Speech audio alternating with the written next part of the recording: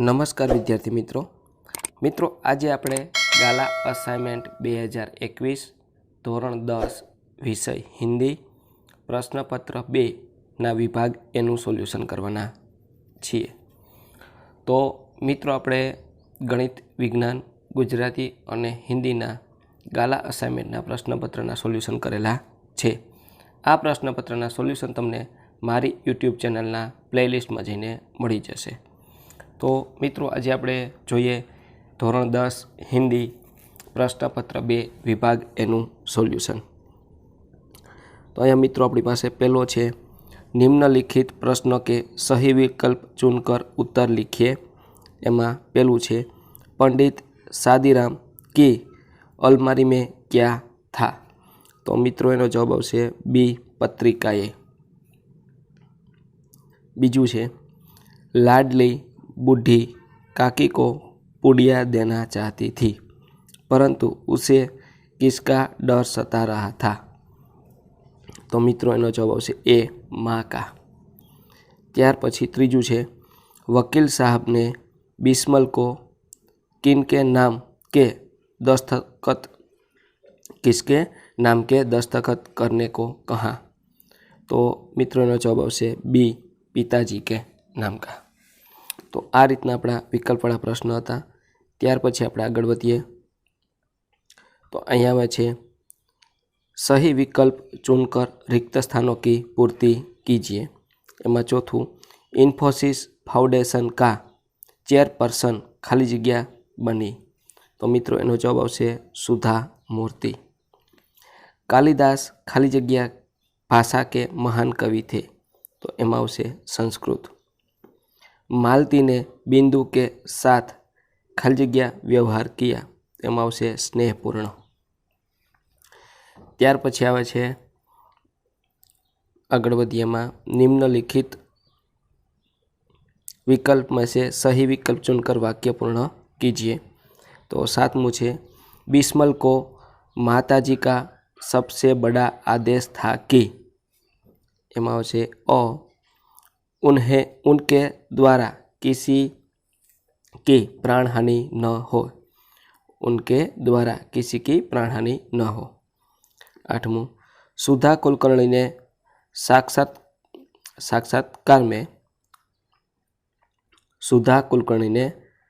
साक्षात्कार में कहा कि, एमां आवशे क, हमें कहीं से तो शुरुआत करनी होगी। त्यार पछी नवमूं, शादीराम पुरानी पत्रिकाएं क बेचते नहीं थे। त्यार पछी आगळ वधीए। तो अहीं आवे छे, निम्नलिखित प्रश्नों का उत्तर एक एक वाक्य में लिखिए। तो 10मुं छे, बूढ़ी काकी कैसे रोती थी? तो बूढ़ी काकी गला फाड़ फाड़ कर रोती थी। बूढ़ी काकी गला फाड़ फाड़ कर रोती थी। 11मुं छे, बिस्मल को किस बात का विश्वास था? बिस्मल को विश्वास था कि इतिहास में उनकी माँ के नाम का उल्लेख होगा। बिस्मल को विश्वास था कि इतिहास में उनकी माँ के नाम का उल्लेख होगा। त्यार पछी आवे छे, निम्नलिखित प्रश्न का उत्तर 2-3 वाक्य में लिखिए। एमां 12मुं छे, सुधा ने स्त्री पुरुष के भेदभाव के लिए क्या निश्चय किया? तो एनो जवाब छे आ रीतनो, सुधा ने विज्ञापन में छोटे छोटे अक्षर में महिला उम्मीदवार आवेदन न भेजे वाक्य पढ़ा तो यह बात उन्हें पची नहीं। उन्होंने निश्चय किया कि वे टेल्को कंपनी के सर्वोच्च अधिकारी को सूचित करेगी कि उनकी कंपनी महिलाओं को इस प्रकार का अन्याय कर रही है। त्यार पछी आवे छे, अहीं आपणे प्रश्न आवे छे, निम्नलिखित प्रश्न का उत्तर 4-5 वाक्य में लिखिए।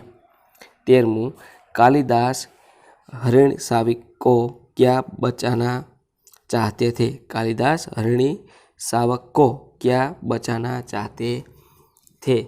तो मित्रों આપણે આ પ્રશ્નનો જવાબ જોઈએ અહીંયા। कालिदास एक संवेदनशील व्यक्ति थे।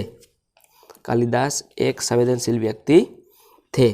उनके हृदय में प्राणियों के प्रति बहुत प्यार था। वे उस पार्वत्य भूमि के निवासी थे जहाँ लोग पशु पक्षियों को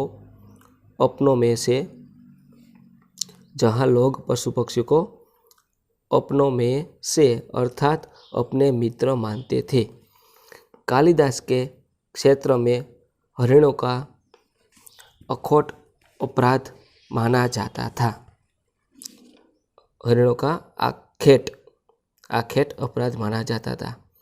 आहत हरिणी शावक को देखकर वे स्वयं आहत थे और उसे हर हालत में जीवित रखने का प्रयास कर रहे थे। उन्होंने राजपुरुष तंदुल से स्पष्ट शब्द में कह दिया था कि यह घायल हरिणी शावक उनकी पार्वत्य भूमि की संपत्ति है। वह यह सोचकर भूल कर रहा है कि वे उसे सौंप देंगे।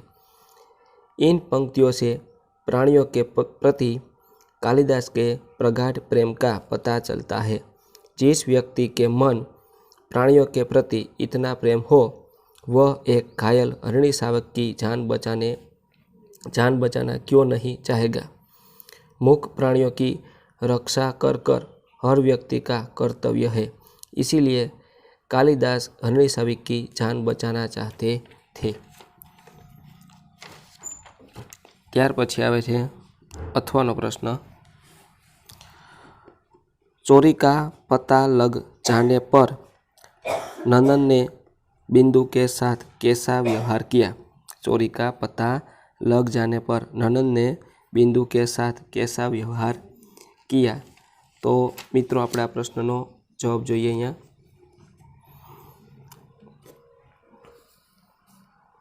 नंदन के आत्मीय व्यवहार से बिंदु ने स्वीकार कर लिया कि कमरे में नीचे गिरा थोड़ा सा मेवा वह उठा लाया था।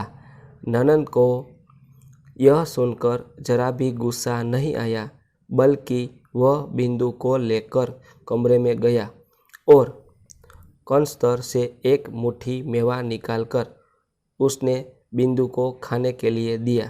नंदन ने इस विचारधारा के है कि सब चीज़ें सबको मिलनी चाहिए। ત્યાર પછી આગળ વધીએ।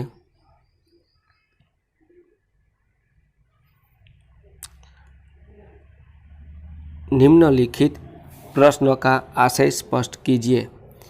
एમાં 14मुं છે। पहले त्याग द्वारा आनंद की प्राप्ति होती थी, पर अब भोगने के बाद फेंक देना मूल मंत्र हो गया है।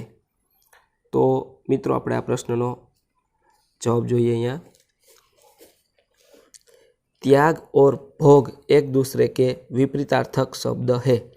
पहले हमारे देश में त्याग की भावना प्रमुख थी। हमारे देश के महान पुरुषों ने त्याग का मार्ग अपनाया था और उन्होंने देश और समाज के लिए अपना सारा जीवन समर्पित कर दिया था और अपना सर्वोच्च त्याग दिया था। उन्होंने अपने महान लक्ष्य के लिए यह व्रत अपनाया था और उसकी पूर्ति होने पर उनके आनंद की कोई सीमा नहीं होती थी। आज भोग की प्रवृत्ति का जोर है। आज के अमीरों में यह प्रवृत्ति धड़ल्ले से पनप रही है। महंगे वस्त्र और गहनों के भोड़े प्रदर्शन इसके सबूत है। ત્યાર પછી अथवानो प्रश्न है। तो आ अथवानो प्रश्न जोईए आपणे। यह हरिणी साविक इस पार्वत्य भूमि की संपत्ति है। राजपुरुष और इसी पार्वत्य भूमि के निवासी हम इसे सजातीय है। हम इसे सजातीय है। तो आ प्रश्ननो आपणे जवाब जोईए अहींया। पार्वत्य क्षेत्र में मनुष्य और पशु पक्षी में कोई अंतर नहीं। दोनों प्राणधारी है और घायल होने पर दोनों को ही दर्द होता है। इसीलिए पर्वतीय भूमि में मनुष्य और पशु पक्षी में सजातीय रिश्ता है। इस भूमि में जैसे मनुष्य को मारना अपराध है, ठीक उसी तरह पशु पक्षियों को भी मारना भी अपराध है। इस क्षेत्र में कोई व्यक्ति किसी पशु का शिकार कर उसे अपनी संपत्ति जताना चाहे तो यहाँ के निवासियों को यह कदापि बर्दाश्त नहीं होता। इसीलिए कालिदास राजपुरुष तंदुल से यह वाक्य कहते हैं कि पार्वत्य भूमि के पशु पक्षी की जान बचाने के लिए इस क्षेत्र के लोग अपनी जान लड़ा देते हैं, क्योंकि वे इन्हें अपने से अलग नहीं मानते। तो मित्रों, आ रीतनु आपणुं हिंदीना प्रश्नपत्र विभाग 2 सोल्यूशन हतुं। तो मित्रों, तमे चेनल पर नवा होय तो चेनल ने सब्सक्राइब कर लेजो, कारण के आपणे आवुं बोर्डनी परीक्षा लक्षी घणुं प्रकारना सोल्यूशन मूकता रहेशुं।